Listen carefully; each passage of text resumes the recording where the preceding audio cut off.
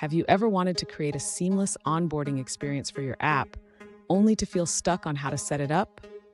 You're not alone.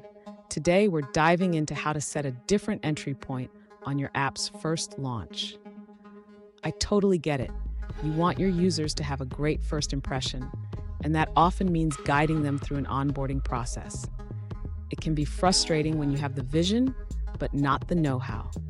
Don't worry, we're here to help.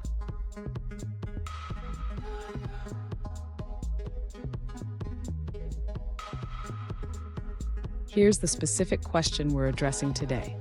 One user asked how to display an onboarding view on the first app launch without using a navigation controller.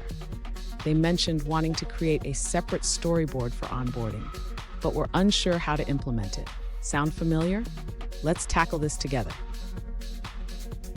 So, what's the challenge here? You want to show a specific onboarding screen when the app launches for the first time, and then switch to the main interface once the user has completed the onboarding. This is a common requirement for many apps, and it's definitely achievable. And stick around. I have a great tip at the end that will make your onboarding process even smoother. You won't want to miss it. To begin, the user needs to create a new storyboard for the onboarding process.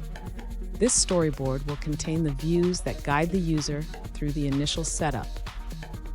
Next, the user should implement logic in the app delegate to determine which storyboard to load on the first launch of the app.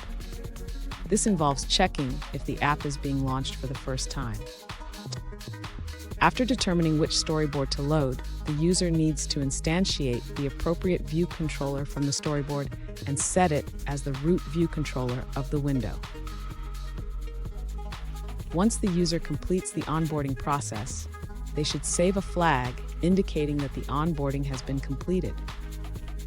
This will allow the app to load the main storyboard on subsequent launches.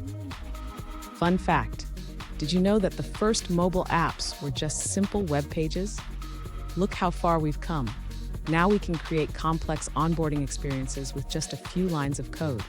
Now let's look at the answers provided by other users. This user suggests modifying the app delegate's did finish launching with options method to set the appropriate entry point based on whether the onboarding process is completed. They recommend using NS user defaults to store and retrieve this information during app launch. Here's that great tip I promised. Consider adding animations to your onboarding process. A little flair can make the experience much more engaging for your users. And there you have it. You now know how to set a different entry point for your app's first launch.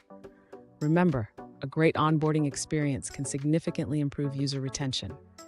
If you found this video helpful, please subscribe for more tips, and don't forget to check out our next video on enhancing user experience.